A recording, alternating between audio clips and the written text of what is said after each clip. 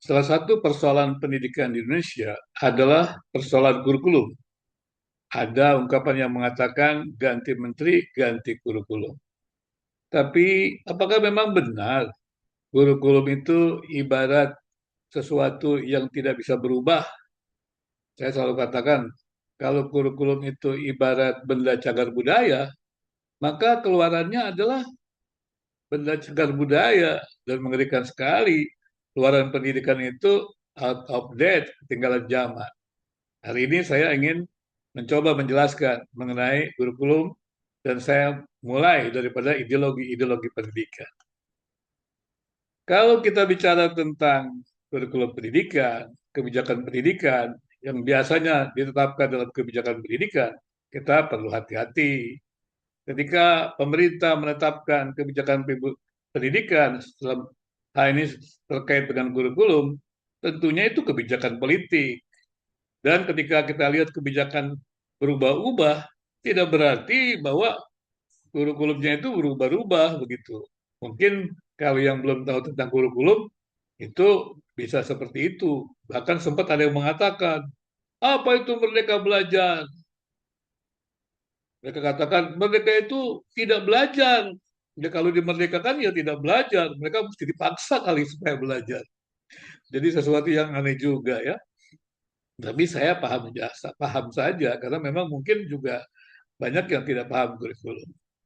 Untuk memahami kurikulum, yang pertama adalah kita mesti tahu dulu ideologi pendidikan. Bicara tentang ideologi pendidikan, kita memahami beberapa hal penting. Biasanya dibagi dua hal penting besar, yaitu ideologi konservatif dan kemudian adalah ideologi liberal. Dan ideologi konservatif itu dibagi dua lagi, fundamentalisme dan konservatif, dan kemudian liberal, libersionisme, pembebasan, dan juga anarkianisme. Jadi ideologi-ideologi ini sudah harus kita tahu begitu. Jadi kalau mereka yang menekankan nilai-nilai lama itu penting, nilai-nilai lama itu bagus, nah itu kita harus kembali kepada nilai-nilai lama. Nah, itu fundamentalis. Nilai-nilai lama penting, nilai lama itu kita bawa kepada dunia sekarang ini. Itu konservatif. Kita tidak bisa mempertahankan nilai-nilai lama. Kita harus berubah. Itu liberalisme. Tapi pendidikan itu harus membebaskan. Itu libersionisme. Liberalisme itu membuat orang terjajah. Pendidikan-pendidikan yang berada di kelas-kelas membatasi siswa, membatasi kebebasan, tidak membuat bertumbuh. Itu kelemahan liberalisme. Jadi gimana dong? Tawarannya adalah anarkianisme. Seperti sekolah alam. Oh, dibebaskan manusia itu supaya dia bertumbuh dengan baik. Nah, pertanyaannya sekarang, mana yang kita pilih? Kita tidak bisa pilih salah satu, tapi kita harus menekankan salah satu sesuai kebutuhan. Kemudian kita juga lihat kurikulum. Kalau bicara kurikulum masa lampau, subjektivisme, pembelajaran ditentukan oleh dosen, ditentukan oleh guru. Belajarlah dari universitas, maka Anda akan dapat berdampak di masyarakat. Pembelajaran bersifat pada guru, bukan pada murid. Itu pembelajaran anak-anak. Kemudian kita naik juga pembelajaran orang dewasa. Ya. Jadi masuk kepada kemudian selanjutnya adalah efisiensi kerja, humanisme. Kalau efisiensi kerja misalnya, kalau kita belajar ya kita harus punya kemampuan bekerja yang baik. Jangan belajar tidak dapat apa-apa. Sehingga ada ledekan, schooling ya without learning. Orang masuk sekolah, pulang sekolah, ikut kuliah, ikut kurikulum, ikut tes, lulus, tidak bisa apa-apa. Jadi schooling without learning mengerikan. Jadi kalau anak-anak kita masuk sekolah, ya, tapi tidak bisa apa-apa, ada ejekan. Oh, sampai SMA tidak bisa membaca, SMP SMA tidak bisa membaca karena mereka belajar. Ah, maksudnya apa? Mereka belajar kan bukannya membuat mereka tidak belajar. Justru mereka belajar itu membuat orang lebih maksimal belajar. Kalau belajar berdasarkan minat dan kemudian gurunya juga bisa menentukan tujuan pembelajaran, bisa menentukan aktivitas pembelajaran, kegiatan pembelajaran, bisa mengukur pembelajaran, maka ada pembelajaran yang efektif. Jadi mereka belajar.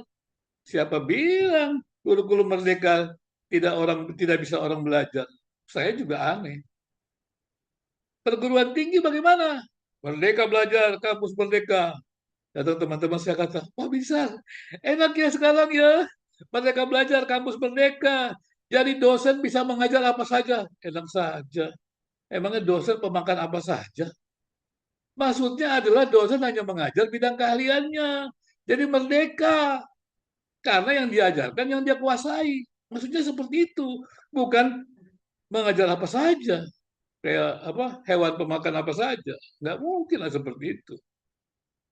Nah ini adalah teori-teori terkait dengan kurikulum. Terus ada lagi yang namanya konstruktivisme. Kalau kita bicara tentang masyarakat yang mungkin kita perlu perubahan-perubahan yang baik, maka kemudian bagaimana kita menekankan kurikulum kita? Luaran kita harus bisa menjadi teladan, menjadi orang yang bisa memberikan perubahan di tengah masyarakat. Berarti ada penekanan di dalam konstruktivisme. Jadi tidak segampang itu berbicara tentang kurikulum, tidak semua orang bicara. Apalagi kalau kita bicara matrik proses kognitif dengan pengetahuan. Apa bisa mengerjakan itu? Jadi mengerjakan apa namanya terkait memahami matematik dan proses kognitif itu nggak gampang. Bagaimana dari mulai mengetahui, bagaimana dulu memahami. Kalau kita belajar hanya mengetahui, berarti kemampuan kognitifnya hanya mengingat, membaca, kemudian mengucapkan yang dia baca, ya kan? Membaca, kemudian menuliskan apa yang dibaca. Kemampuannya apa? Mengingat. Tidak ada transfer ilmu pengetahuan. Itu namanya pembelajaran tidak bermakna. Orang masuk kelas nggak belajar apa-apa. Itu yang disebut pembelajaran tidak bermakna. Bagaimana supaya pembelajaran itu bermakna? Ya, bermakna itu ya harus sampai memahami, menerapkannya. Ya.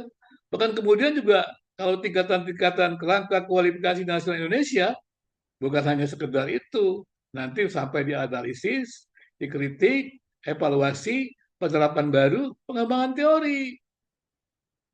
Jadi coba bayangkan, jadi guru, jadi dosen itu nggak gampang. Dan dia harus mengerti tentang ya tadi ideologi-ideologi pendidikan, teori-teori kurikulum, dan kemudian juga metode pembelajaran. Dia harus mengerti. Ada yang mengatakan, waduh, waktu kurikulum merdeka, gurunya males-males, kasih tugas supaya belajar mandiri. Maksudnya bukan begitu. Kalau kita belajar, yang utama itu kita belajar mandiri. Kenapa? Kalau tidak ada belajar mandiri, kapan mau belajarnya? Kumpul-kumpul katanya segala macam. Tapi kegiatan belajar itu banyak. Ya, belajar mandiri bersama teman segala. Itu metode-metode belajar dan tujuan pembelajaran itu akan dicapai dengan kegiatan belajar. Dan baru kemudian dari kegiatan belajar itu yang mengacu kepada tujuan belajar, ada asesmen, penilaian. Jadi ya saya terus terang sih melihat itu orang mencemooh tentang kurikulum merdeka. Tapi sekarang perguruan tinggi masih pakai itu kok. Sejak tahun 2020 ya kita juga pakai tuh Merdeka Belajar Kampus Merdeka. Kalau di sekolah menengah kan namanya kurikulum merdeka begitu ya. Seperti itu. Jadi persoalannya adalah ya mungkin ya guru-gurunya ya tidak mau berjuang keras, saya juga jangan. Tapi juga jangan salahkan juga pemerintah itu kebijakan politik. Jadi kebijakan-kebijakan itu kebijakan politik. Demikian juga sistem pendidikan nasional, metode itu politik. Bukankah kita lihat Disdiksa muncul dan kemudian terjadi demo-demo besar. Berarti ada banyak kepentingan di sana tarik-menarik. Tapi ketika kita masuk dalam belajar, kurikulum, itu semuanya jelas. Jadi hanya orang yang ribut-ribut tentang kurikulum, belajar dulu kurikulum. Sebenarnya gampang kok kalau ingin kita mau tahu. Kalau kita mengajar, kita punya kemampuan. Coba aja mengajar anak kita, siapa kita. Coba mengajar sungguh-sungguh sehingga dia menjadi kompetensi. Itu bisa dikembangkan. Cuma kemudian mereka-mereka yang memang orang pendidikan mendesainnya sedemikian rupa. Karena ada orang yang memang punya ya kemampuan khusus begitu ya. Karena saya katakan tadi, ada orang yang bisa model anarkianisme. Dia nggak disuruh belajar juga belajar. Dan dia bisa berdirinya bagus. Tapi anarkianisme kelemahannya adalah Orang yang tidak mau maju aktif itu ketinggalan. Tapi orang yang mau maju dia maju. Nah, ini bagaimana caranya? Karena itu kurikulum pendidikan itu harusnya juga ya bukan bukan apa mengadopsi salah satu. Saya katakan penekanannya boleh salah satu sesuai dengan kebutuhan. Tetapi semuanya itu mesti dipahami seperti itu. Apalagi kalau kita belajar bahwa kompetensi terdiri dari pengetahuan, keterampilan, dan sikap. Tentu mengajar pengetahuan dengan keterampilan kan beda. Kegiatan belajarnya beda. Dan ada banyak hal lain. Dan mengajarkan itu seperti itu sulit. Cobalah kalau tidak percaya.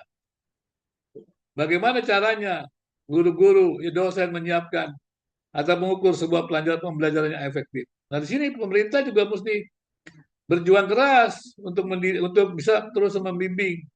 Sudah banyak guru-guru, sudah banyak dosen-dosen, tapi mereka perlu diperlengkapi terus. Nah, inilah persoalan pendidikan di Indonesia.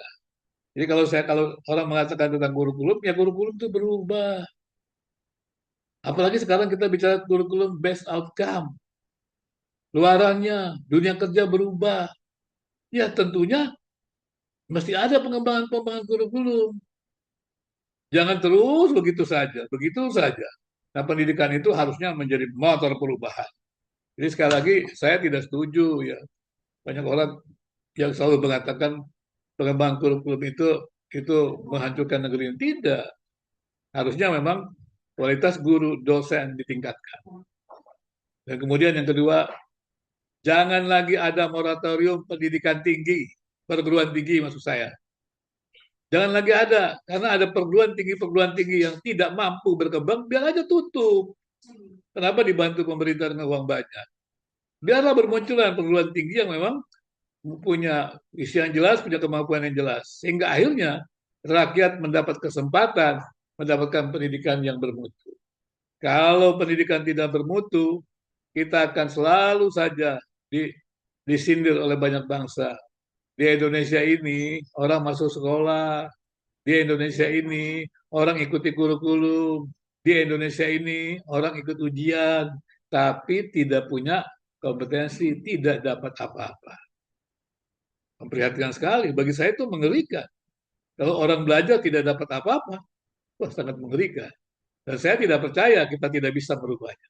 Kita perlu bisa merubahnya. Tapi jangan salahkan semua. Boleh kita cari, tapi apa namanya masalah-masalahnya. Tapi cobalah cari solusinya.